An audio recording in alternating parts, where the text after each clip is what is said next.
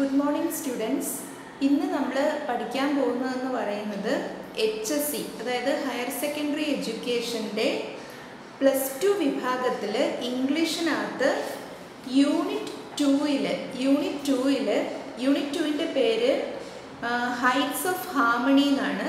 ഈ യൂണിറ്റ് 2ലെ ആദ്യത്തെ ലെസൺ അതായത് ആറാമത്തെ ചാപ്റ്റർ ആയിട്ട് വരും. ആറാമത്തെ ചാപ്റ്റർ മെൻഡിങ് വോൾ ആണ്. റോബർട്ട് ഫ്രോസ്റ്റ് എന്ന് പറയുന്ന അമേരിക്കൻ പോയറ്റിൻ്റെ മെൻഡിങ് വോൾ എന്ന് പറയുന്ന പോമാണ് നമ്മളിന്ന് പഠിക്കാൻ പോകുന്നത്. അപ്പോൾ ഞാനിവിടെ ഉപയോഗിക്കുന്ന guide Magna പബ്ലിഷേഴ്സിൻ്റെ exam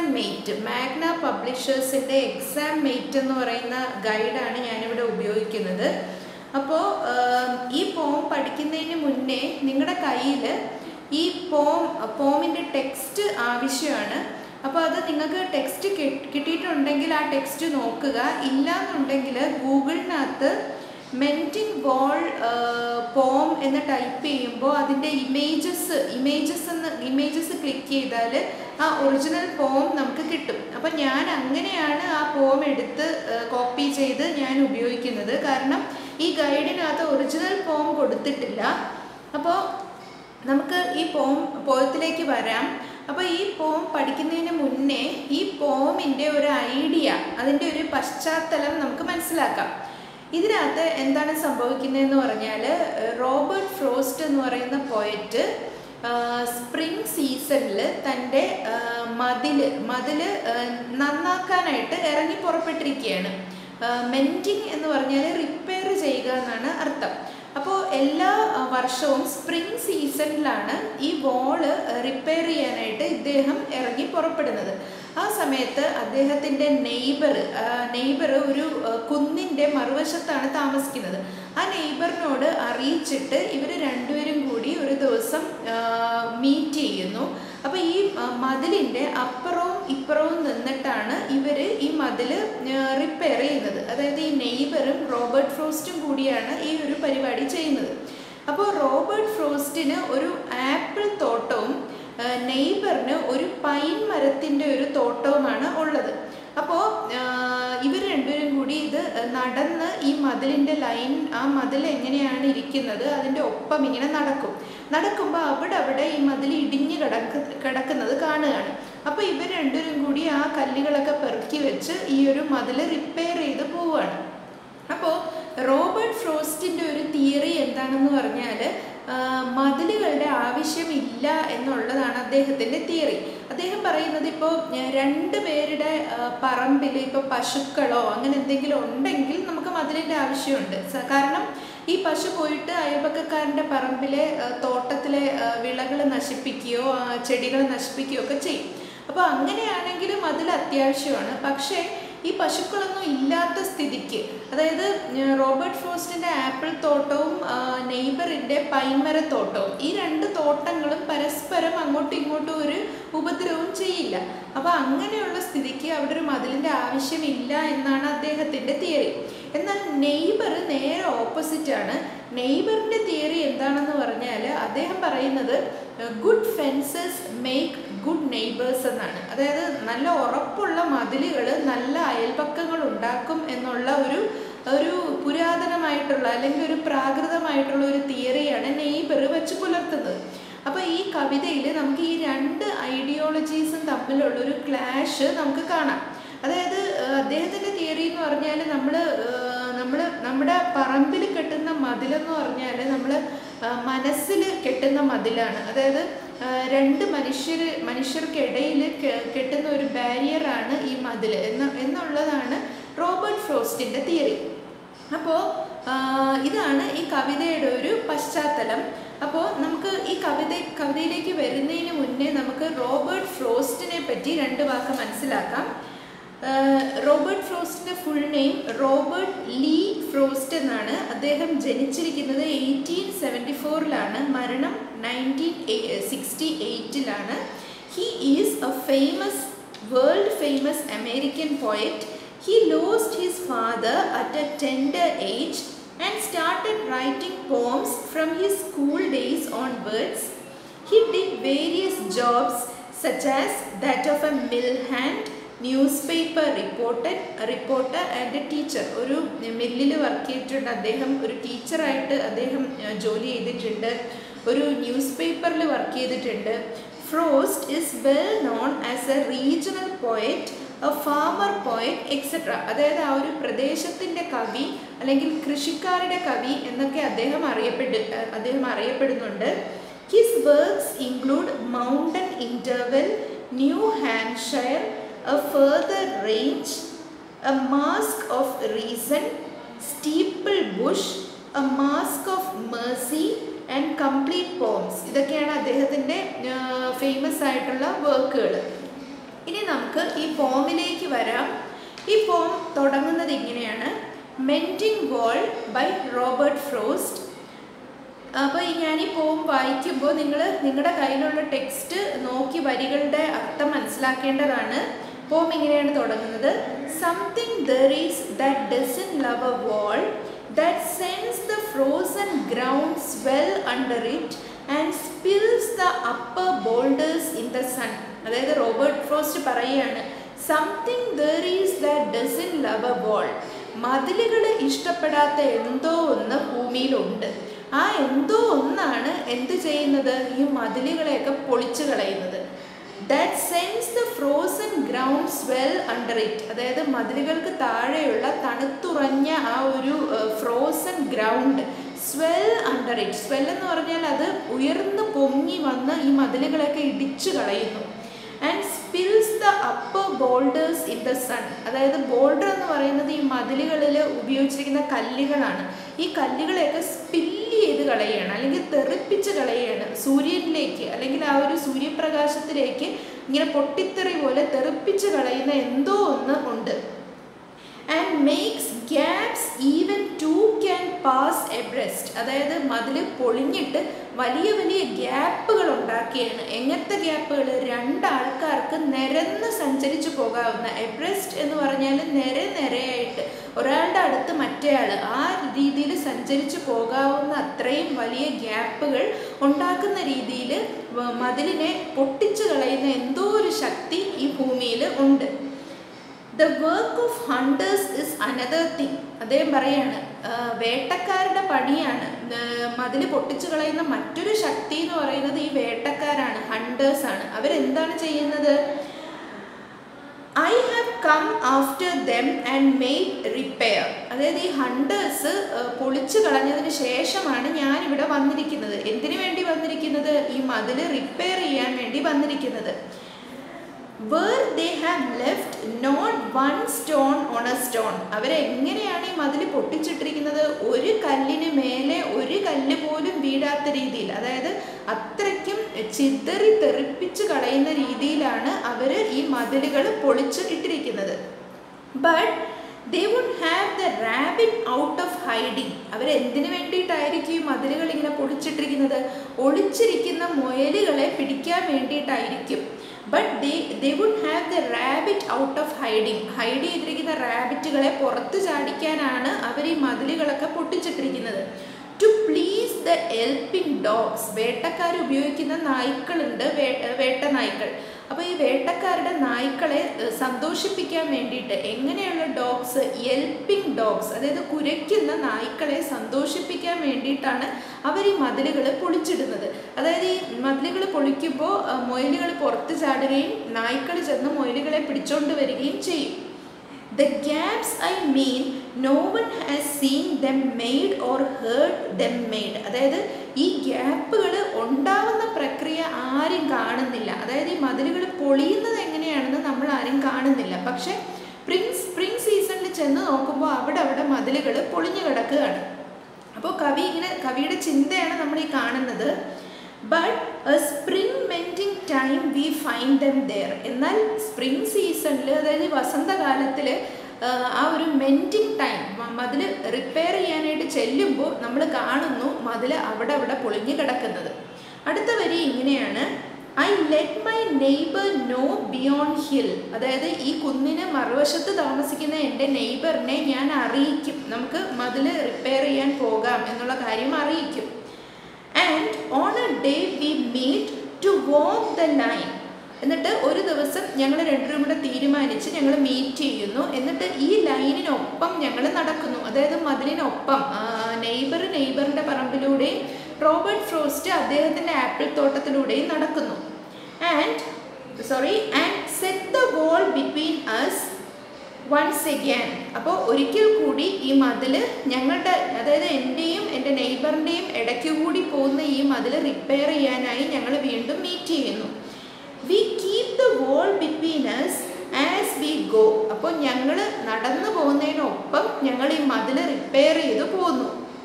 to each the boulders that have fallen to each. അതായത് ഈ വീണ് കിടക്കുന്ന ബോൾഡേഴ്സ്, അതായത് ഈ കല്ലുകളൊക്കെ എടുത്ത് സെറ്റ് ചെയ്യുകയാണ് ഞങ്ങൾ ചെയ്യുന്ന പരിപാടി. And some are loaves and some so nearly balls. LOAVES. Loaves എന്ന് പറഞ്ഞാൽ റൊട്ടിയുടെ ആകൃതിയിലുള്ളതാണ് ചില കല്ലുകൾ. Some so nearly balls. ചിലതാണെങ്കിൽ ഉരുണ്ട ഷേപ്പിലുള്ളവയുമാണ്. We have to use a spell to make them balance. അപ്പോൾ ഈ പല ഷേപ്പിലുള്ള കല്ലായതുകൊണ്ട് തന്നെ നമ്മളതെടുത്ത് തിരിച്ച് ഫിറ്റ് ചെയ്യുന്ന സമയത്ത് അത് നേരെ ഇരിക്കില്ല. അപ്പോൾ ഞങ്ങൾ രണ്ടുപേരും കൂടി ഒരു സ്പെല്ല്, അതായത് ഒരു മന്ത്രം ഉരുവിട്ടുകൊണ്ടാണ് ഈ കല്ലുകളെ പെറുക്കി അടുക്കി വെക്കുന്നത്. അപ്പോൾ അടുത്ത വരിയിൽ കാണുന്നത് ഈ ഒരു മന്ത്രമാണ്. മന്ത്രം ഇങ്ങനെയാണ്: stay where you are until our backs are turned. അതായത് ഞങ്ങളൊന്ന് തിരിയുന്ന സമയം വരേക്കെങ്കിലും നിങ്ങൾ അവിടെ തന്നെ ഉറച്ചിരിക്കുക. അങ്ങനെ ഒരു തമാശ രൂപേണയുള്ള ഒരു മന്ത്രം ചൊല്ലിക്കൊണ്ടാണ് ഇവർ ഈ കല്ലുകൾ അതാത് സ്ഥാനത്ത് എടുത്ത് സെറ്റ് ചെയ്ത് വെക്കുന്നത്. അടുത്ത വരി ഇങ്ങനെയാണ്: we were our fingers rough with handling dum. അപ്പോൾ ഞങ്ങൾ രണ്ടുപേരും ഈ കല്ലുകൾ പെറുക്കി വെച്ച് ഞങ്ങളുടെ വിരലുകളെല്ലാം റഫായിട്ട് മാറി, ഞങ്ങളുടെ വിരലുകളെല്ലാം മുരടിച്ചു. Just another kind of outdoor game. ഇത് ശരിക്കും പറഞ്ഞാൽ ഒരു ഔട്ട്ഡോർ ഗെയിം പോലെയാണ് ഞങ്ങളുടെ ഈ ഒരു കളി. അതായത് റോബർട്ട് ഫ്രോസ്റ്റും നെയ്ബറും കൂടെ ഈ കല്ല് പെറുക്കി വെക്കുന്നത് ഒരു ഔട്ട്ഡോർ ഗെയിം പോലെ ആയി മാറിയിട്ടുണ്ട്. വൺ ഓൺ എ സൈഡ്, അതായത് ഓരോരുത്തരും ഓരോ സൈഡിൽ നിന്ന് കളിക്കുന്ന ഒരു ഔട്ട്ഡോർ ഗെയിമായിട്ട് മാറിയിരിക്കുകയാണ്. It comes to little more. എന്നാൽ അത് സാധാരണ കളിയല്ല, ഒരു അല്പം കൂടുതലുള്ള ഒരു കളിയാണ് ഇത്. There where it is, we do not need the wall. എന്നാൽ നമ്മൾ ഈ വോള് നിർമ്മിക്കാൻ ശ്രമിക്കുന്നത് എവിടെയാണ്? യഥാർത്ഥത്തിൽ വോൾ ആവശ്യമില്ലാത്തൊരു സ്ഥലത്താണ് ഞങ്ങൾ ഈ വോള് നിർമ്മിക്കാൻ ശ്രമിക്കുന്നത്. He is all pine and an apple orchard. ഈ വരി ശ്രദ്ധിക്കുക. റോബർട്ട് ഫ്രോസ്റ്റ് പറയുകയാണ്, He is all pine. അദ്ദേഹത്തിൻ്റേത് ഒരു പൈൻ തോട്ടമാണ്. And I am apple orchard. ഞാനാണെങ്കിൽ ആപ്പിൾ ഓർച്ചാർഡാണ്. അതിൻ്റെ അർത്ഥം, അതിന് രണ്ട് ഇന്നർ മീനിങ് നമുക്ക് പറയാവുന്നതാണ്. എൻ്റേത് ഒരു ടോപ്പ് ലെവലിലുള്ള മീനിങ് പറയുകയാണെങ്കിൽ റോബർട്ട് ഫ്രോസ്റ്റിൻ്റേതൊരു ആപ്പിൾ തോട്ടവും നെയ്ബറിൻ്റേതൊരു പൈൻ തോട്ടവുമാണ്. എന്നാൽ നിങ്ങൾ പൈൻ കോൺ കണ്ടിട്ടുണ്ടാവും. അത് നിറച്ച് മുള്ളുകളുള്ള ഒരു സാധനമാണ് ഈ പൈൻ കോൺ, സോഫ്റ്റ് അല്ലാത്തൊരു സാധനം. അപ്പോൾ അതുപോലെയാണ് നെയ്ബറിൻ്റെ ഒരു ചിന്താഗതി. ഞാനാണെങ്കിൽ ആപ്പിൾ തോട്ടമാണ്, അതായത് എൻ്റെ ചിന്താഗതി അതിന് ഓപ്പോസിറ്റ് ആയിട്ടുള്ള ഒരു ചിന്താഗതിയാണ്. ആ രീതിയിലും നമുക്ക് ഈ വരിയുടെ അർത്ഥം ഇൻ്റർപ്രറ്റ് ചെയ്യാവുന്നതാണ്. അപ്പോൾ അതുകൊണ്ട് തന്നെ ഈ വരി ഒരു മെറ്റഫർ ആണ്. അതിൻ്റെ ഒരു ഫിഗർ ഓഫ് സ്പീച്ച് അല്ലെങ്കിൽ അതിൻ്റെ ഒരു അലങ്കാരം എന്ന് പറയുന്നത് മെറ്റഫറാണ്. മെറ്റഫർ എന്ന് പറയുന്നത് ഇംഗ്ലീഷ് പോയട്രിയിലെ ഒരു അലങ്കാരമാണ്. മെറ്റഫർ എന്താണെന്ന് ഞാൻ പറയാം. ഇപ്പം നമ്മളിപ്പോൾ മെറ്റഫർ ഒരു ഉപമയാണ്. അതായത് ഇപ്പോൾ ഒരു ഉദാഹരണം പറയുകയാണെങ്കിൽ, the king fort like A lion in the battle. രാജാവ് യുദ്ധത്തിൽ ഒരു സിംഹത്തിനെ പോലെ ഫൈറ്റ് ചെയ്തു എന്ന് പറയുമ്പോൾ അത് സിമിലിയാണ്. സിമിലി എന്ന് പറഞ്ഞാൽ ഉപമ. ലൈക്ക് എന്ന വാക്ക് ഉപയോഗിച്ച് വരുന്ന ഉപമയാണ് സിമിലി. എന്നാൽ സിമിലി പോലെ തന്നെയാണ് മെറ്റഫർ. അപ്പം മെറ്റഫർ ആണെങ്കിൽ ഈ വരി the king was A lion in the battle. രാജാവ് യുദ്ധത്തിൽ ഒരു സിംഹമായിരുന്നു. അങ്ങനെ പറയുകയാണെങ്കിൽ അത് മെറ്റഫറാണ്. ഇപ്പോൾ ഏകദേശം മെറ്റഫർ എന്താണെന്ന് നിങ്ങൾക്ക് മനസ്സിലായി കാണും. അതായത് ഈ ഒരു കാര്യം ഇതാണ് എന്ന് പറയുന്നതാണ് മെറ്റഫർ. ഈ ഒരു കാര്യം ഇതുപോലെയാണ് എന്ന് പറയുന്നത് സിമിലിയുമാണ്. അപ്പോൾ നമുക്ക് പോയത്തിലേക്ക് വരാം. My apple trees will never get across and eat the cones under his pines. Robert Frost പറയുകയാണ്, അസ്ഥാനത്താണ് ഈ മതിൽ പണിഞ്ഞിരിക്കുന്നത്. കാരണം എൻ്റെ ആപ്പിൾ മരങ്ങൾ ഒരിക്കലും എൻ്റെ നെയ്ബറിൻ്റെ പൈൻ തോട്ടത്തിൽ പോയി പൈനിനെ തിന്നില്ല. I tell him. അപ്പം ഞാനത് അദ്ദേഹത്തിനോട് പറയുകയും ചെയ്തു. ഇവിടെ ശരിക്കും പറഞ്ഞാൽ ഒരു മതിലിൻ്റെ ആവശ്യമില്ല. He only says. എന്നാൽ നെയ്ബർ എന്താണ് പറഞ്ഞത്? Good fences make good neighbours. നല്ല മതിലുകളാണ് നല്ല നെയ്ബേഴ്സിനെ സൃഷ്ടിക്കുന്നത് എന്നുള്ളതാണ് എൻ്റെ നെയ്ബറിൻ്റെ ഒരു thinking. Spring is the mischief in me and I wonder if I could put a notion in his head. അപ്പോൾ റോബർട്ട് ഫ്രോസ്റ്റ് പറയുകയാണ്, ഈ സ്പ്രിംഗ് സീസൺ എന്ന് പറയുന്നത് ഞാൻ ഒരു മിസ്ചിവസ് ആവുന്ന ഒരു സമയമാണ്. അതായത് ഞാൻ ഇത്തിരി കുരുത്തക്കേട് ചിന്തിക്കുന്ന സമയമാണ്. എന്തുകൊണ്ടാണ് അദ്ദേഹം അങ്ങനെ പറയുന്നത്? ഞാൻ എൻ്റെ തിയറി, എൻ്റെ ചിന്ത എൻ്റെ നെയ്ബറിൻ്റെ തലയിലേക്ക് പറഞ്ഞു കൊടുക്കാൻ ശ്രമിക്കുകയാണ്. പക്ഷെ നെയ്ബർ ആ ചിന്ത ഉൾക്കൊള്ളുന്നില്ല. ചിന്ത എന്താണ്? മതിലുകളൊന്നും ഇവിടെ ആവശ്യമില്ല എന്നുള്ളതാണ് റോബർട്ട് ഫ്രോസ്റ്റിൻ്റെ ചിന്ത. എന്നാൽ മതിലുകൾ ആവശ്യമുണ്ട് എന്നുള്ളതാണ് നെയ്ബറിൻ്റെ ചിന്ത. അടുത്ത വരി ഇങ്ങനെയാണ്: Why do they make good neighbors? Isn't it where there are cows? അപ്പോൾ റോബർട്ട് ഫ്രോസ്റ്റ് പറയാണ്, എങ്ങനെയാണ് മതിലുകൾ നല്ല നെയ്ബേഴ്സിനെ സൃഷ്ടിക്കുന്നത്? എൻ്റെ നെയ്ബർ പറയുന്ന പോലെ മതിലുകൾ ശരിക്കും ആവശ്യമുള്ളത് പശുക്കളൊക്കെയുള്ള പറമ്പുകളിലല്ലേ? But here there are no cows. ഇവിടെയാണെങ്കിൽ പശുക്കളുമില്ല. എൻ്റെ നെയ്ബറിനും പശുക്കളില്ല, എനിക്കുമില്ല. Before I built a wall I would ask to know. അതായത് ഞാൻ മതിൽ പണിയുന്നതിന് മുമ്പ് ഞാൻ ചിന്തിക്കണം. എന്താണ് ചിന്തിക്കേണ്ടത്? What I was walling in or walling out. എന്താണ് ഞാൻ മതിൽ കെട്ടി ഉള്ളിലാക്കാൻ ശ്രമിക്കുന്നത്? എന്താണ് ഞാൻ മതിൽ കെട്ടി പുറത്താക്കാൻ ശ്രമിക്കുന്നത്? And to whom I was like to give offence. ഞാൻ ആരെയാണ് എതിർക്കാൻ ശ്രമിക്കുന്നത്? ഒഫൻസ് എന്ന് പറഞ്ഞാൽ വെറുക്കുക, എതിർക്കുക എന്നൊക്കെയാണ് അർത്ഥം, അല്ലെങ്കിൽ ദേഷ്യം പിടിപ്പിക്കുക എന്നൊക്കെയാണ് അർത്ഥം. Something there is that doesn't love a വാൾ. വീണ്ടും റോബർട്ട് ഫ്രോസ്റ്റ് പറയാണ്, എന്തോ ഒന്നുണ്ട്, മതിലുകളെ ഇഷ്ടപ്പെടാത്ത എന്തോ ഒന്ന് ഇവിടെ ഉണ്ട്. That wants it down. ആ ഒരു എന്തോ ഒന്നാണ് ഈ മതിലുകളെ പൊളിച്ച് വീണ്ടും വീണ്ടും പൊളിച്ച് കളയുന്നത്. I could say എൽവ്സ്. അദ്ദേഹം പറയാണ്, ഒരുപക്ഷെ അത് എൽവ്സ് ആയിരിക്കാം. ELVES. ELF ആണ് സിംഗുലർ, ELVES പ്ലൂറലാണ്. എൽഫ് എന്ന് പറഞ്ഞാൽ കുട്ടിച്ചാത്തനെ പോലെ ഒരു ഇമാജിനറി ക്രീച്ചറാണ് എൽഫ്. അപ്പോൾ അദ്ദേഹം പറയുകയാണ്, ഈ മതിൽ പൊളിച്ചിടുന്നത് ചിലപ്പോൾ കുട്ടിച്ചാത്തന്മാരായിരിക്കാം. അദ്ദേഹത്തിനോട് റോബർട്ട് ഫ്രോസ്റ്റ് അത് പറയണമെന്ന് ആഗ്രഹവുമുണ്ട്. I could say elves to him. അയാളോട് ഞാൻ വേണമെങ്കിൽ പറയാം, ചിലപ്പോൾ ഇത് കുട്ടിച്ചാത്തന്മാരുടെ പണിയായിരിക്കും. But it is not elves exactly. അപ്പോൾ അദ്ദേഹം സ്വയം ഇങ്ങനെ ആത്മകഥം പോലെ ചിന്തിക്കുകയാണ്. പക്ഷെ അത് ഈ എൽഫ്സ് ഒന്നും അല്ല. And I would rather he said it for himself. അപ്പോൾ അദ്ദേഹം നെയ്ബറിനോടത് പറഞ്ഞില്ല, അദ്ദേഹം സ്വന്തം മനസ്സിനോട് തന്നെയാണ് ഇങ്ങനെ പറയുന്നത്. I see him there. അപ്പോഴേക്കും റോബർട്ട് ഫ്രോസ്റ്റ് കാണുകയാണ്, നെയ്ബറിനെ നോക്കുകയാണ്. നെയ്ബർ എങ്ങനെയാണ് ആ സമയത്ത് അപ്പിയർ ചെയ്തിരിക്കുന്നത്? Bringing a stone grasped firmly by the top. ഒരു കല്ലും എടുത്തുകൊണ്ട് നെയ്ബർ വരുവാണ്. എങ്ങനെയാണ് കല്ല് പിടിച്ചിരിക്കുന്നത്? വളരെ ഫേമായിട്ട്, നല്ല ഉറപ്പിച്ച് ആ കല്ലിൻ്റെ പുറത്ത് കൈവച്ച് പിടിച്ചിരിക്കുകയാണ്. ഇൻ ഈച്ച് ഹാൻഡ്, രണ്ട് കൈയിലും ഓരോ കല്ലുകൾ സൂക്ഷിച്ച് പിടിച്ചിരിക്കുകയാണ് neighbour. Like an old stone savage. ആ നെയ്ബർ ഈ സമയത്ത് എങ്ങനെയാണ് കാണപ്പെടുന്നത്? ഓൾഡ് സ്റ്റോൺ സാവേജ്, അതായത് ശിലായുഗത്തിലുള്ള ഒരു പ്രാകൃത മനുഷ്യനെ പോലെയാണ് നെയ്ബറിൻ്റെ ഒരു appearance. Like an old stone savage armed, അതായത് ആയുധമേന്തിയ, കല്ല് ആയുധമായിട്ട് കയ്യിലേന്തിയ ഒരു ശിലായുഗ മനുഷ്യനെ പോലെയാണ് ഇപ്പോൾ നെയ്ബർ ഇരിക്കുന്നത്, നെയ്ബർ നടന്നു വരുന്നത്. He moves in darkness as it seems to me. Neighbour എങ്ങനെയാണ് നടന്നു വരുന്നത്? ഇരുട്ടിലൂടെയാണ് നടന്നു വരുന്നത്. ഹി മൂവ്സ് ഇൻ ഡാർക്ക്നെസ്, ഇരുട്ടിലൂടെ നടന്നു വരുന്നു. Not of woods only and the shade of trees. ഈ ഡാർക്ക്നെസ് കാടിൻ്റെ ഇരുട്ടല്ല, അല്ലെങ്കിൽ കാടിൻ്റെ തണലല്ല, മരങ്ങളുടെ തണലല്ല. പക്ഷേ എന്തിൻ്റെ ഇരുട്ടാണത്? ഈ ഇരുട്ട് ശരിക്കും ഈ നെയ്ബറിൻ്റെ മനസ്സിലുള്ള ഇരുട്ടാണ്. He will not go behind his father's saying. ഈ നെയ്ബർ ആണെങ്കിൽ തൻ്റെ അച്ഛൻ്റെ പഴയ ഒരു ചിന്താഗതിയിൽ നിന്നും ഒരിക്കലും മാറി ചിന്തിക്കാൻ സാധിക്കാത്ത ഒരാളാണ്.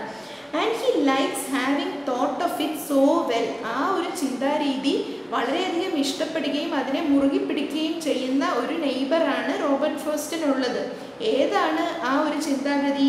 ഹി സേസ് അഗെയിൻ, വീണ്ടും നെയ്ബർ പറയുന്നു, good fences make good neighbours. അതായത് മതിലുകൾ, നല്ല മതിലുകളാണ് നല്ല നെയ്ബേഴ്സിനെ സൃഷ്ടിക്കുന്നത്. അപ്പോൾ ഇതിൻ്റെ ഒരു ഇന്നർ മീനിങ് നിങ്ങൾക്ക് മനസ്സിലായി എന്ന് വിചാരിക്കുന്നു. അതായത് നമ്മുടെ ഇടയിൽ കാലം പുരോഗമിച്ചെങ്കിലും പ്രാകൃതമായിട്ടുള്ള പഴയ ചിന്താഗതികളെ മുറുകെ പിടിച്ചു പോകുന്ന ധാരാളം മനുഷ്യരുണ്ട്. അത്തരത്തിലുള്ള ഒരു നെയ്ബറിനെ പറ്റിയിട്ടാണ് റോബർട്ട് ഫ്രോസ്റ്റ് ഇവിടെ പറഞ്ഞിരിക്കുന്നത്. അപ്പോൾ ഇത്രയുമാണ് ഈ കവിതയുടെ ഒരു ഐഡിയ. അപ്പോൾ ഈ കവിതയിൽ പ്രധാനമായിട്ട് വരുന്ന ഒരു ഫിഗർ ഓഫ് സ്പീച്ച് എന്ന് പറയുന്നത് മെറ്റഫറാണ്. അപ്പോൾ ഇനി അടുത്ത വീഡിയോയിൽ ഈ ലെസണിൽ നിന്നുള്ള പ്രധാനപ്പെട്ട ക്വസ്റ്റ്യൻ ആൻസേഴ്സും മറ്റ് ക്വസ്റ്റ്യൻസും ഒക്കെ നമുക്ക് ഡിസ്കസ് ചെയ്യാം. Thank you.